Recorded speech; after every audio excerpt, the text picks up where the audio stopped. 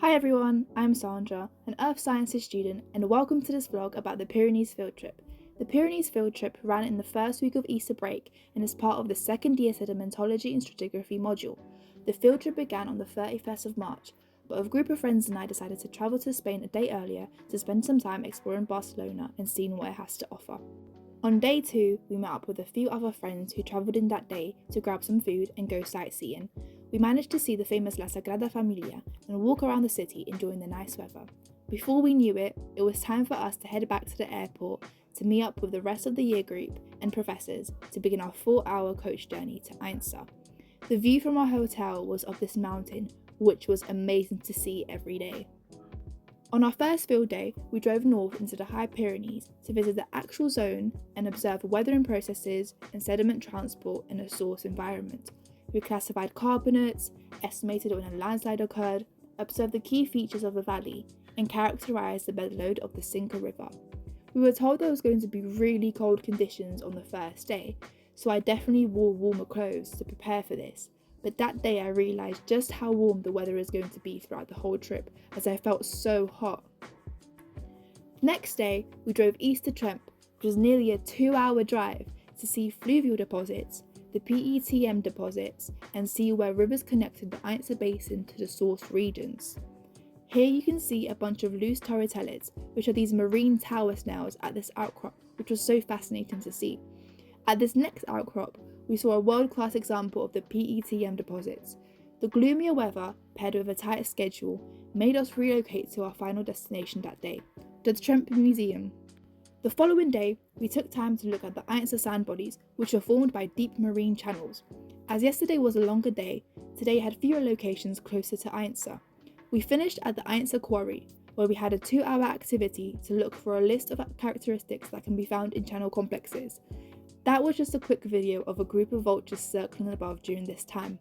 Vultures became an everyday sight out on this field trip. We travelled back to Ainsa, and because of the shorter day, decided to hike up to the old town to have dinner.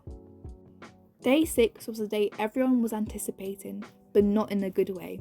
We followed the river Enya to analyse the Guaso deep marine sand body. The only catch? We had to walk in the river itself. The idea of soggy feet was not nice, and it was definitely unenjoyable at the beginning, but as time went on, I definitely got used to it and would say it was one of my favourite days of the trip. We spent the following day completing our first assessed exercise of the trip, making a stratigraphic log of a section in Boltania. The idea of this exercise was to understand how this part of the Ainsa Basin was uplifted, and by using stereo nets, we could measure this directly. Our next stop was in the Boltania Old Town, up a million flights of stairs, where we drew sketches of the Bull Syncline and Boltania Anticline.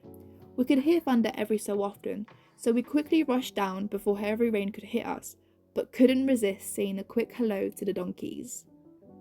The next day, we walked to the coach, like every other day, to travel up to Jaca to understand the Jaca Basin and see chevron folds and turbidites.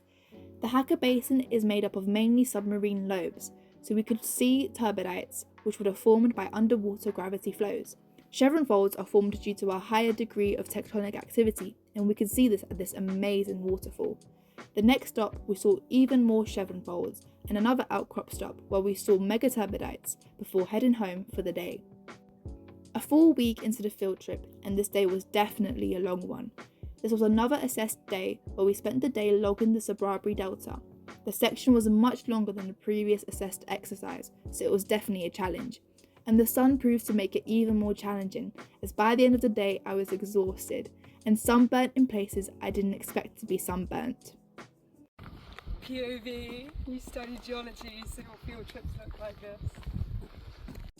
And that was the day and exercise finished. Day 8 in the field itinerary, and we were hit with another assessed day. My energy levels were definitely running low at this point, as the field trip is jam-packed with activities and places to see and work to do. But the views you get to see on this trip definitely make it worth it. We spent the morning sketching a part of the Sobrarbe Delta and then stuck into completing the final assessed stratigraphic log of the trip, a paleontology exercise where we looked at foraminifera, which are these single-celled animals. At the end, we also got to see a fossilised ant's nest, which was cool.